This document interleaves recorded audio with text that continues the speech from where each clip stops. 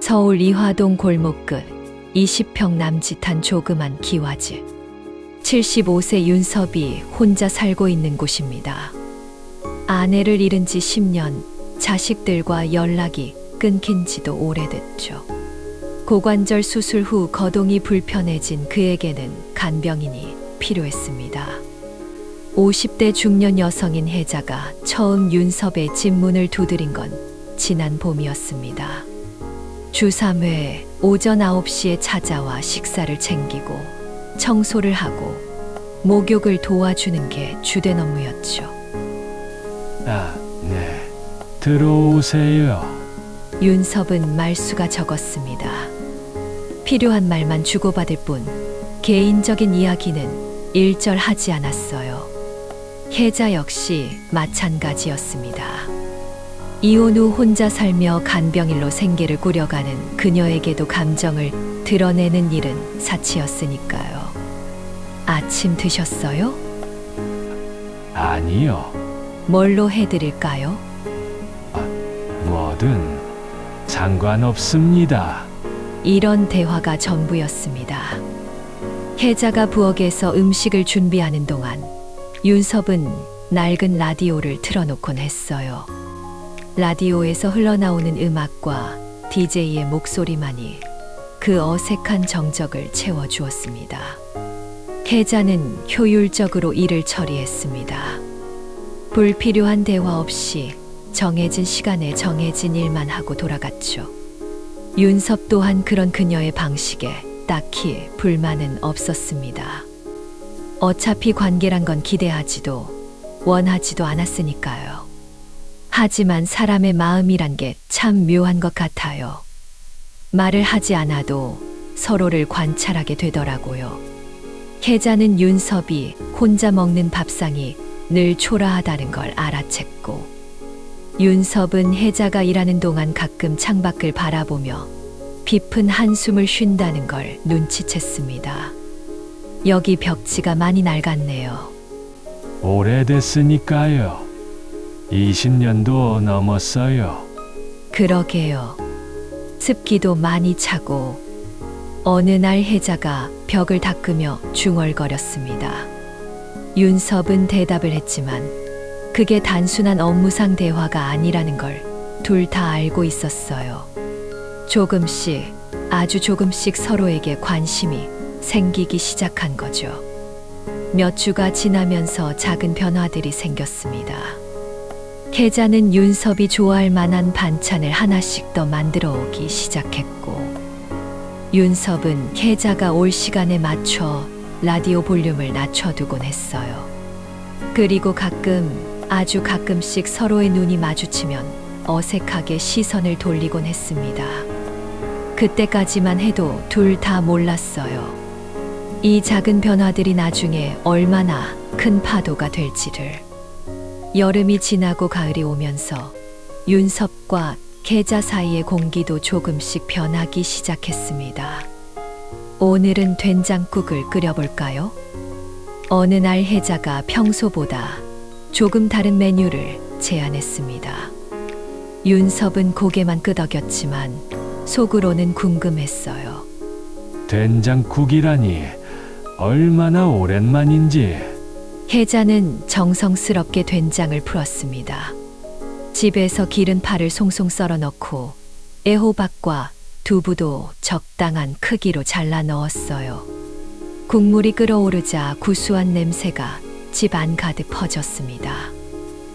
드세요. 밥상에 앉은 윤섭은 조심스럽게 국물을 한 숟갈 떠서 입에 넣었습니다. 그 순간 그의 표정이 미묘하게 변했어요. 이거.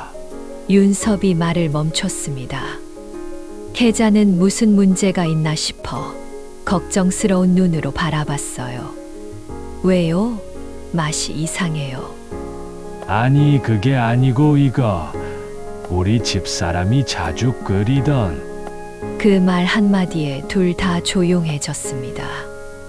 윤섭은 계속해서 국을 마셨고 혜자는 그런 그의 모습을 지켜봤어요. 부인이 요리를 잘 하셨나 보네요. 혜자가 조심스럽게 말을 건넸습니다. 윤섭은 잠시 망설이다가 대답했어요. 그런 편이었어요. 특히 된장국은 참 구수하게 끓였어요. 이날을 계기로 둘 사이에 뭔가 모를 감정들이 생겼습니다. 윤섭은 가끔 죽은 아내 이야기를 꺼냈고 혜자는 조심스럽게 맞장구를 쳐줬어요. 부인이 그리우시겠어요. 그럼요. 같이 살던 사람이 없어지니까 모든 게 다 어색하더라고요. 저도 이혼하고 나서 그런 기분 알 것 같아요. 혜자도 자신의 이야기를 조금씩 꺼내기 시작했습니다. 결혼 생활의 어려움, 혼자 키운 딸, 그리고 지금의 외로움까지. 윤섭은 묵묵히 들어줬어요. 딸은 어디 있어요? 먼 지방으로 시집 갔어요. 1년에 한두 번 볼까 말까 해요. 외롭겠네요. 그렇죠, 뭐. 근데 이 나이에 뭘 바라겠어요. 하지만 대화를 나누면서도 둘 다 선을 지키려고 노력했습니다. 너무 깊숙한 이야기는 하지 않으려 했고, 감정이 드러날 만한 말도 피했어요. 그저 같은 처지의 사람끼리 서로를 이해한다는 정도로만 생각하려 했습니다. 오늘 국이 참 맛있었어요. 그래요? 다음에도 끓여드릴게요. 아니에요. 부담 갖지 마세요. 뭐든 좋으니까. 윤섭은 고마움을 표현하면서도 부담을 주지 않으려 했어요. 혜자 역시 기뻤지만 선을 넘지 않으려 조심했고요. 날씨가 쌀쌀해지면서 집안 분위기도 조금씩 따뜻해졌습니다. 라디오에서 흘러나오는 음악을 들으며 함께 있는 시간이 더 이상 어색하지 않았어요. 오히려 편안했습니다. 오늘 일기예보에서 첫눈 소식이 있다던데요. 그러게요. 시간 참 빨리 가네요. 창밖으로 보이는 하늘이 흐렸습니다. 곧 눈이 올 것 같았어요. 둘 다 그런 하늘을 바라보며 같은 생각을 했을지도 모르겠습니다. 이 따뜻한 일상이 계속됐으면 좋겠다고. 12월 첫째 주, 올겨울 첫눈이 내렸습니다. 하얀 눈송이들이 이화동 골목을 하얗게 물들이던 그날, 윤섭의 집에 예상치 못한 일이 생겼어요. 보일러가 왜 이러지? 혜자가 집에 도착했을 때 윤섭은 두꺼운 이불을 뒤집어 쓰고 있었습니다. 집 안이 냉골처럼 차가웠거든요. 어제 밤부터 갑자기 안 되더라고요. 아이고, 이런 추운 날에 수리기사 불렀어요? 연락은 했는데 오늘은 어렵다고 하네요. 혜자는 급히 전기담요를 찾아 플러그에 꽂았습니다. 그리고 부엌에 가서 뜨거운 물을 끓여 보온병에 담아왔어요. 일단 이거라도 안고 계세요. 보온병을 건네면서 혜자의 손이 윤섭의 손을 살짝 건드렸습니다. 윤섭의 손은 얼음장처럼 차가웠어요. 손이 왜 이렇게 차가워요? 혈액순환이 안 되는 거 아니에요. 혜자는 걱정스러운 마음에 윤섭의 손을 자신의 두 손으로 감쌌습니다. 따뜻한 그녀의 손길에 윤섭은 깜짝 놀랐어요. 언제 마지막으로 이런 따뜻함을 느꼈는지 기억이 나지 않을 정도였거든요. 괜찮아요. 윤섭이 손을 빼려고 했지만 혜자는 놓아주지 않았어요. 괜찮긴 뭘 괜찮아요. 이러다 감기라도 드시면 어쩌려고요. 혜자는 윤섭을 소파로 데려가 전기담요를 덮어줬습니다. 그리고 자신도 옆에 앉아 그의 발을 주무르기 시작했어요. 발도 차갑네요. 이렇게 하면 좀 나아질 거예요. 부드러운 손길로 발을 주무르는 혜자를 바라보며 윤섭은 가슴 한편이 뜨거워지는 걸 느꼈습니다. 오랫동안 잊고 살았던 감정이 서서히 되살아나는 것 같았어요. 온몸이 반응하기 시작했죠. 고마워요. 윤섭의 목소리가 평소보다 낮아졌습니다. 계자도 뭔가 달라진 분위기를 느꼈어요. 말로 표현하지는 않았지만 자신도 뜨거워지는 걸 느꼈습니다. 몸이 따뜻해져야 해요. 이 나이에 감기라도 들면. 혜자는 계속 발을 주무르며 중얼거렸어요. 윤섭은 그런 그녀의 모습을 바라보며 이상한 기분을 느꼈습니다. 고마움과 미안함, 창피함, 그리고 그것보다 더 깊은 무언가. 혜자 씨, 네, 이렇게까지 해주시면 제가 어떻게... 뭘 어떻게 해요? 당연한 일 하는 건데. 혜자는 담담하게 대답했지만 그녀의 볼이 살짝 붉어진 걸 윤섭은 놓치지 않았어요. 아마도 자신도 비슷한 표정을 하고 있을 거라는 생각이 들었습니다. 창밖으로는 눈이 계속 내렸습니다. 온 세상이 하얀 솜으로 덮인 것처럼 조용했어요. 그 고요함 속에서 둘만의 시간이 천천히 흘러갔습니다. 조금 나아지셨어요? 네, 많이 따뜻해졌어요. 하지만 정작 따뜻해진 건 몸만이 아니었습니다. 윤섭의 마음 한편에 오랫동안 얼어붙어 있던 무언가 꿈틀거리기 시작했어요. 그것은 그가 남자라는 걸, 그리고 누군가를 그리워할 수 있다는 걸 다시 일깨워 주었습니다. 혜자 역시 비슷한 마음이었어요.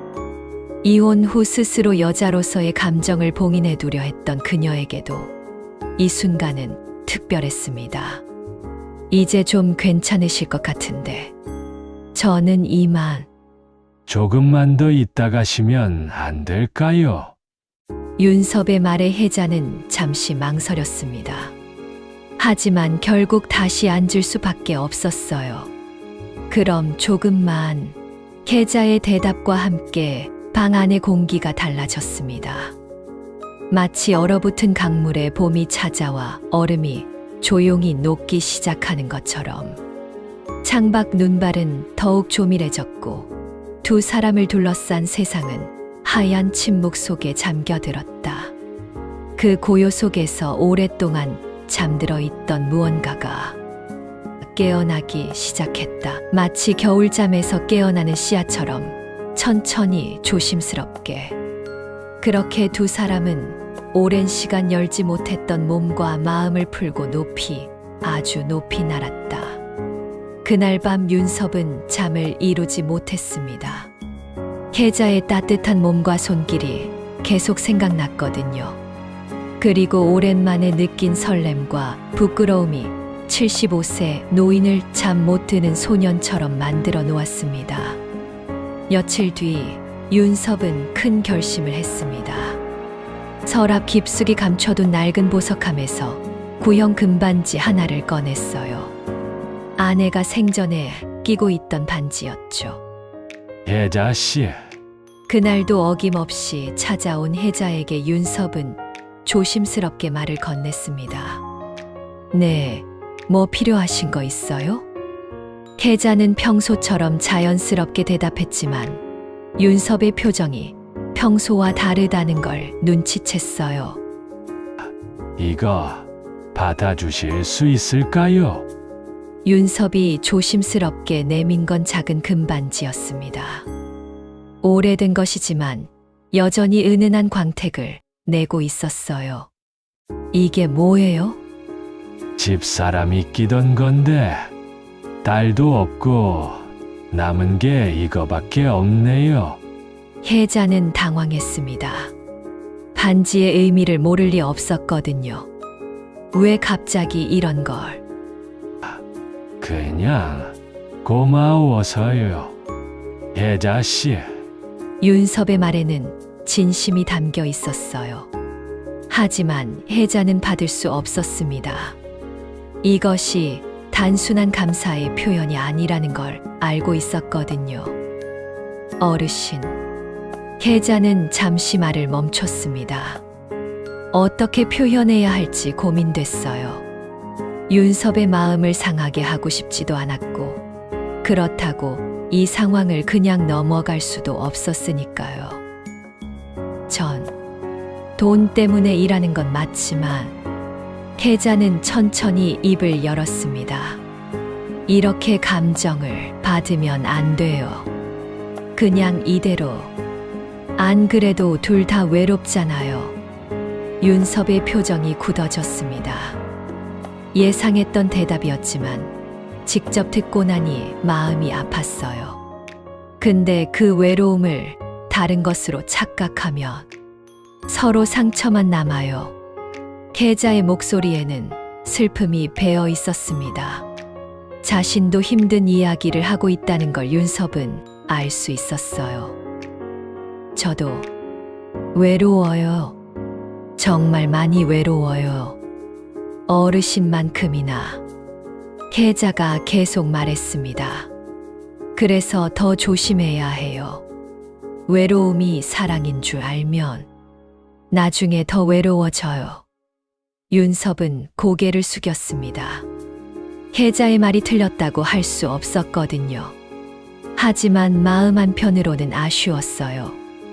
이 나이에도 누군가를 좋아할 수 있다는 걸 느꼈는데 그것조차 착각이라고 하니까요. 혜자 씨 말이 맞을 거예요. 어르신, 그래도 고마웠어요. 이런 마음이 있다는 걸 알게 해주셔서. 윤섭은 다시 반지를 보석함에 넣으며 말했습니다. 혜자는 그런 그의 모습을 보며 마음이 아팠어요. 자신도 같은 마음이었으니까요. 저도 이런 기분 오랜만이에요. 혜자가 작은 목소리로 고백했습니다. 그래서 더 조심하려는 거예요. 우리 둘 다 상처받을까봐.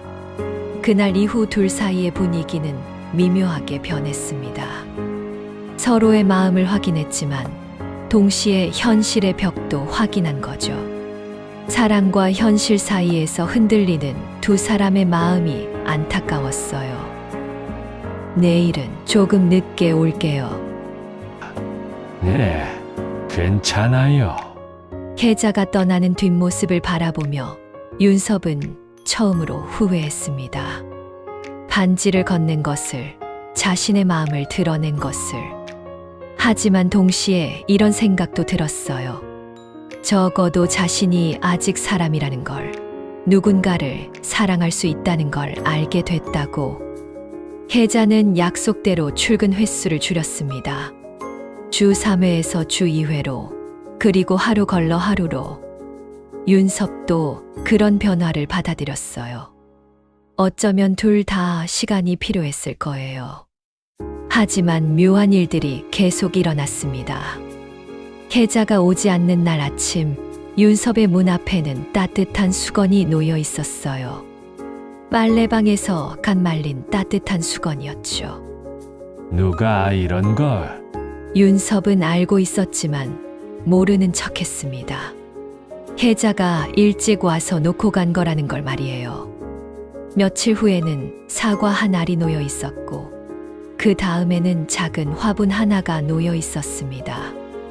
꽃은 아니었지만 푸른 잎이 싱그러운 작은 식물이었어요. 윤섭도 가만히 있지만은 않았습니다. 혜자가 올 때즈음에서 현관 앞을 깨끗이 쓸어놓곤 했어요. 그리고 가끔은 라디오에서 들은 날씨 정보를 메모해서 테이블 위에 놓아두기도 했습니다. 오늘 비 오니까 우산 챙기세요라는 짧은 메모와 함께 말이죠. 어르신이 쓰신 거예요? 어느 날 혜자가 그 메모를 보며 물었습니다. 윤섭은 부끄러운 듯 고개를 끄덕였어요. 라디오에서 우산 안 가져오신 날이 있어서. 고맙네요.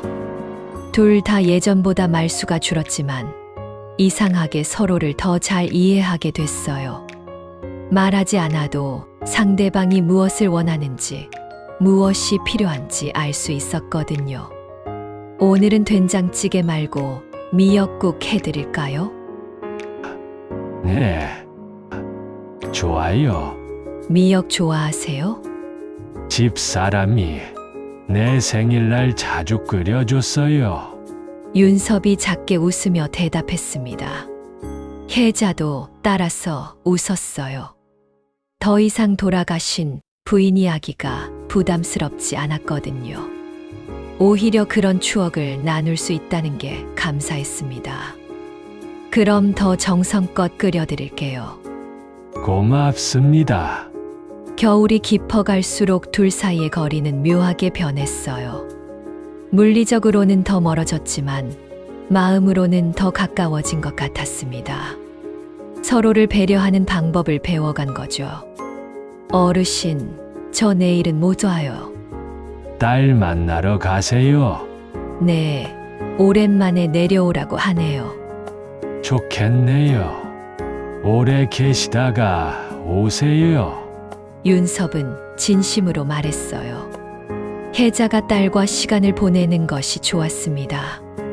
그런 모습을 보며 자신도 뿌듯했거든요. 그럼 가기 전에 국 많이 끓여 놓을게요. 아니에요. 그냥 가세요. 혼자서도 잘해요. 그래도 정말 괜찮아요. 다음 날 아침 윤섭의 냉장고에는 여러 개의 반찬통이 들어 있었어요. 그리고 쪽지 하나가 붙어 있었죠. 전자레인지에 2분씩 데워 드세요. 딸 만나고 와서 맛있는 거 해드릴게요. 혜자. 윤섭은 그 쪽지를 보며 웃었습니다. 혜자의 마음이 고마웠어요. 그리고 이런 관계도 나쁘지 않다는 생각이 들었습니다. 이틀 후 돌아온 혜자는 조금 달라 보였어요. 표정이 밝아졌거든요. 딸이 임신했어요. 아, 정말요? 축하드려요. 윤섭의 얼굴에도 환한 미소가 번졌습니다. 혜자의 기쁨이 자신의 기쁨처럼 느껴졌거든요. 할머니가 될 거예요, 벌써. 좋겠네요. 손자, 손녀. 아직 모르죠. 그냥 건강하게만 태어나면 돼요. 혜자의 목소리에는 행복이 가득했어요. 윤섭도 그런 그녀를 보며 마음이 따뜻해졌습니다. 그럼 앞으로 더 바빠지겠네요. 그렇긴 한데 아직 시간은 있어요. 딸 옆에 있어주고 싶으시죠? 그렇긴 하지만 여기 일도 있고. 혜자는 잠시 망설이는 듯했어요. 윤섭이 그런 그녀의 마음을 이해했습니다. 혜자 씨, 네, 딸한테 가세요. 어르신. 제가 어디 가겠어요? 여기 있을 테니까 언제든 오고 싶을 때 오세요. 윤섭의 말에 혜자는 눈시울이 붉어졌어요. 고마운 마음과 미안한 마음이 동시에 들었거든요. 정말 괜찮으세요? 괜찮아요. 이제 혼자서도 잘해요. 혜자 씨가 많이 도와주셔서. 그날 이후 혜자의 방문은 더욱 불규칙해졌어요. 하지만 여전히 작은 선물들은 계속 문 앞에 놓여 있었고 윤섭의 메모도 계속 테이블 위에 놓여 있었습니다. 봄이 오면서 이화동 골목에도 변화가 생겼어요. 혜자는 결국 딸 곁으로 떠나기로 했습니다. 손주가 태어나면 도움이 필요할 테니까요. 어르신, 한동안 못 올 것 같아요. 알고 있어요. 다른 분 소개해 드릴까요? 아니에요. 이제 혼자서도 괜찮아요. 마지막 날, 혜자는 평소보다 오래 머물렀어요. 청소도 더 꼼꼼히 하고 반찬도 여러 가지 만들어 놓았습니다. 연락은 가끔 드릴게요. 네, 손주 소식도 들려주시고요. 네. 거기요.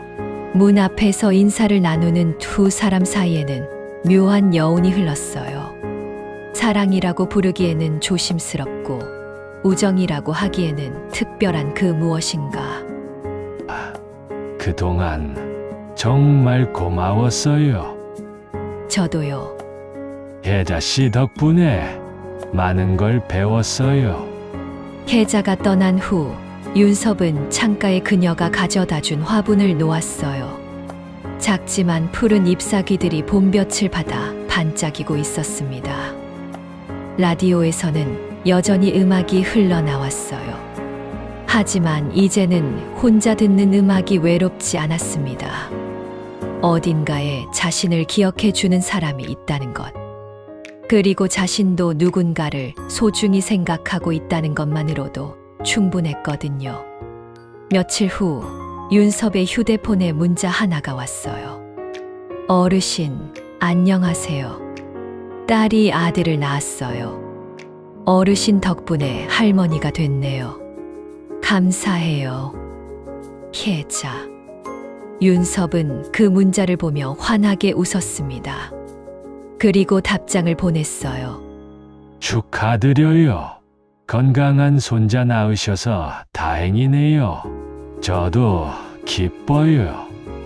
이화동 끝을 여전히 혼자 살고 있는 70대 중반의 노인이 있습니다. 하지만 더 이상 외롭지 않아요. 거리 너머에서 서로를 이해하고 배려하는 방법을 배웠으니까요. 그리고 가끔씩, 아주 가끔씩 오는 안부 문자가 그의 하루를 따뜻하게 만들어주니까요. 진짜 사랑이란 것이 꼭 함께 있어야만 하는 건 아닐 거예요.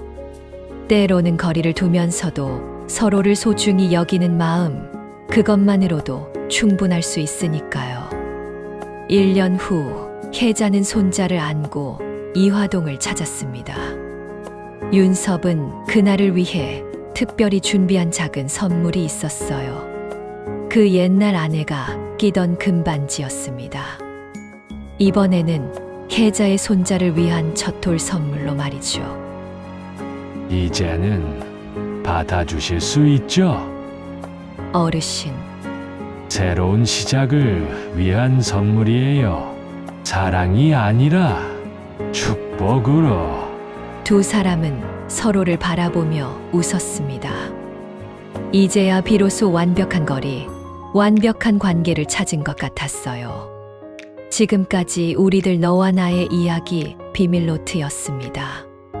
구독과 좋아요, 알림 설정은 저에게 큰 힘이 됩니다.